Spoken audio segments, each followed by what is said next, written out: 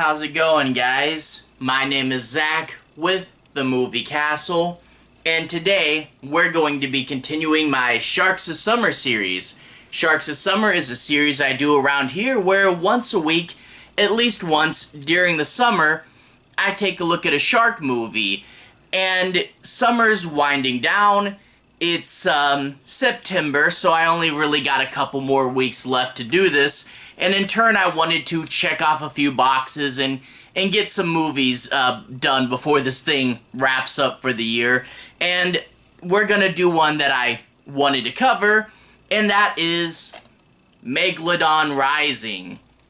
This is from 2021 and put out by the Asylum, a studio known for low-budget mockbusters and shark movies, and this kind of falls into both those categories. This is directed by Brian Nowak and stars Wynter Eddins, O'Shea Neal, and Tom Sizemore as the biggest name that's not in the movie too much, but we'll get to that in a little bit. Anyway, had to cover this one because the original Megalodon was a mockbuster of The Meg, the Jason Statham movie. And now with this year, the actual sequel to The Meg coming out, I figured I should cover the mockbuster sequel. And don't worry, they're putting out a third one of these because, hey, if they make money, they make money. And I guess they're making money just because of the Statham movies, because these really aren't good. And I guess I should say, before I get too far into this, I'm not a comedy teardown channel. I don't particularly enjoy picking on movies or anything like that. I try to do fair and honest reviews, and when it comes to the Asylum shark movies, like Sharknado, I really like that one. But even their smaller movies, like the Mega Shark series, it had enjoyable moments, even if the budget couldn't fully realize the vision. And even like real B-sides, like say Shark Week, I found some enjoyable stuff in that. So I try to do fair and honest reviews. I don't try to pick things apart.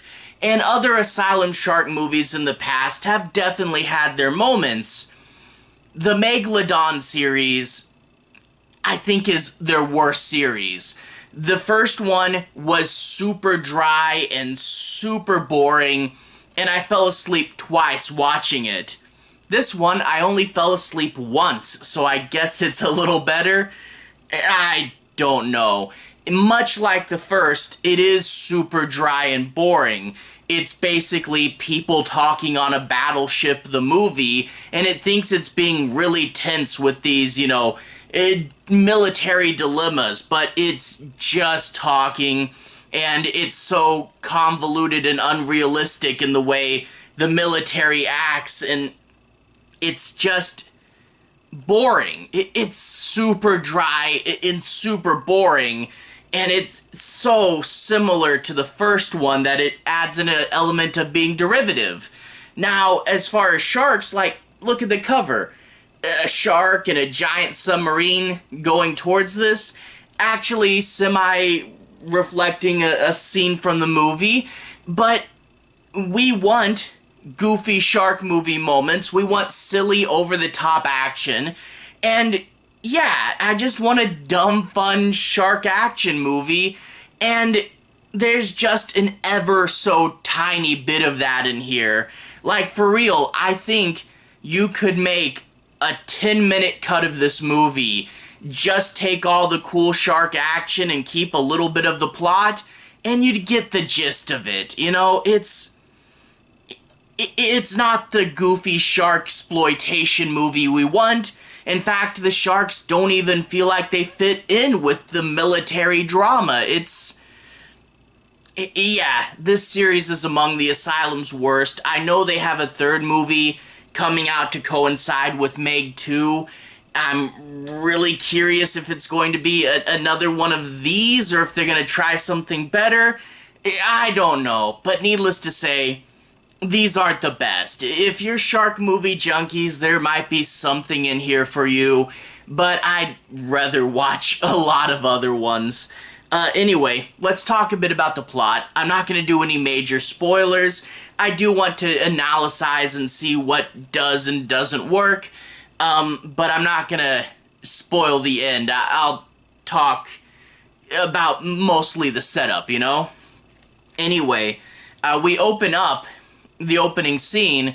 We get a Chinese ship, and they're attempting to infiltrate American communications by somehow firing a big laser up in the sky at a satellite? I honestly don't know how this works. Already, we're just shooting giant lasers in the sky. That's supposed to be the end of the Marvel movie.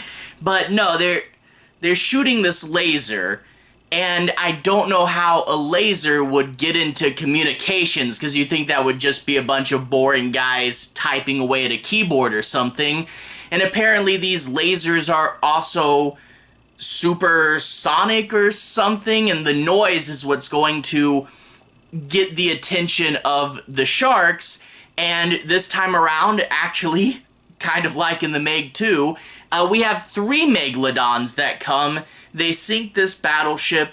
There's one survivor, and that survivor will get picked up by a U.S. battleship because they're apparently doing all this really close to San Diego. Extremely unrealistic that they were able to sneak in to the waters right off San Diego and no one notices them shooting a space, but that's beside the point. Anyway, the captain of this boat is the sister of the protagonist from the first movie, and as she talks on the phone, we find out that the sister is in trouble because no one believes she saw a Megalodon. Okay, several people, it wasn't just her that survived that movie, right? There was lots of people, and now, like, there was no evidence, no footage, no bite marks in the ship. She can't prove it, they just don't believe her, whatever.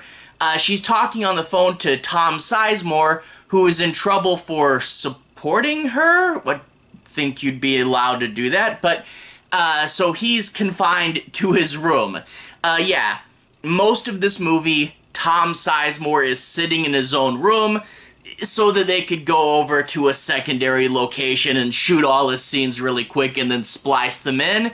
Yeah, Tom Sizemore is not in this movie much, but it is what it is, you know? He is in there kind of sprinkled around, but he's the guy on the phone. Anyway, they get the survivor aboard and they debate what to do with her, and it's super strange just how much this mirrors the first one.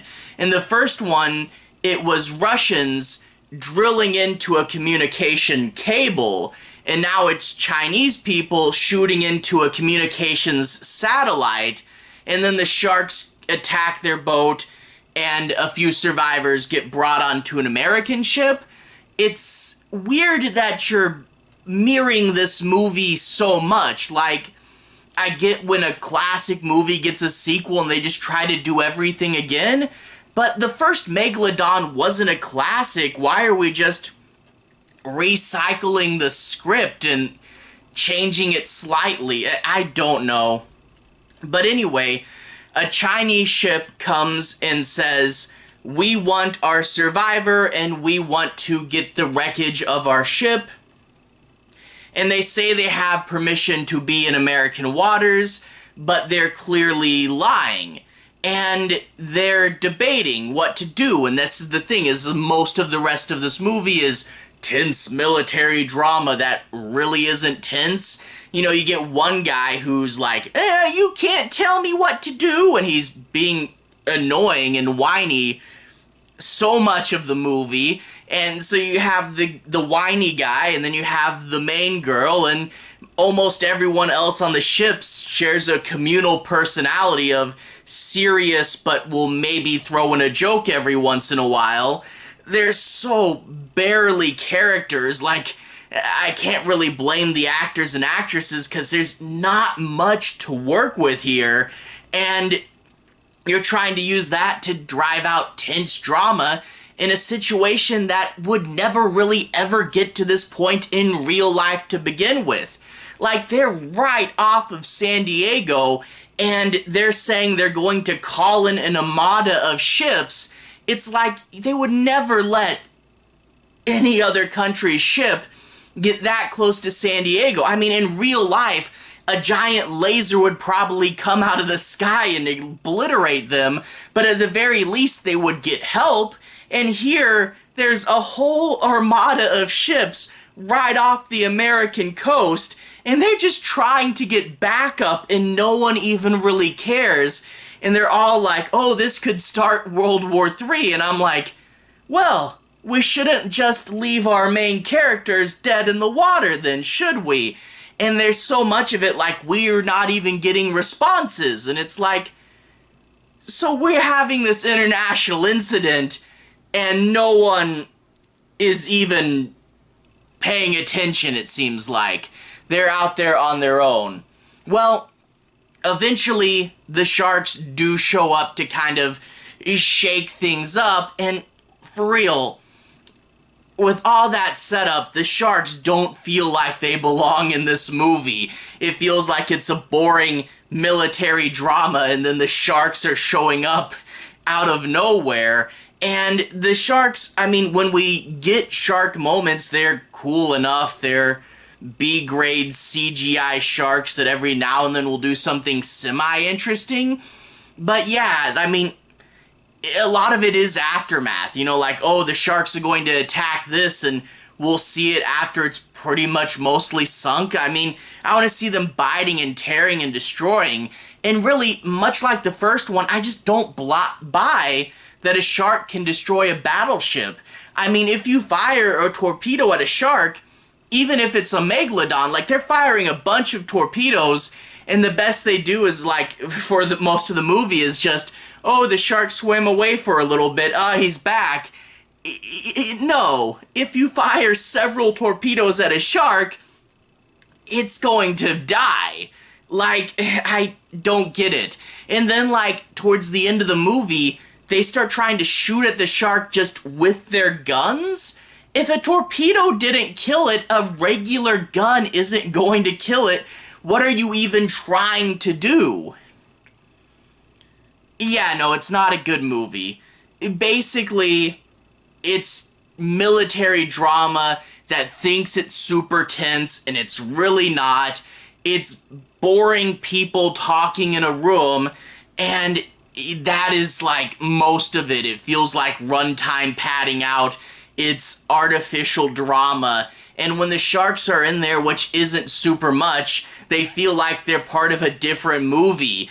And I just wish we got more dumb shark action. That really isn't what it is.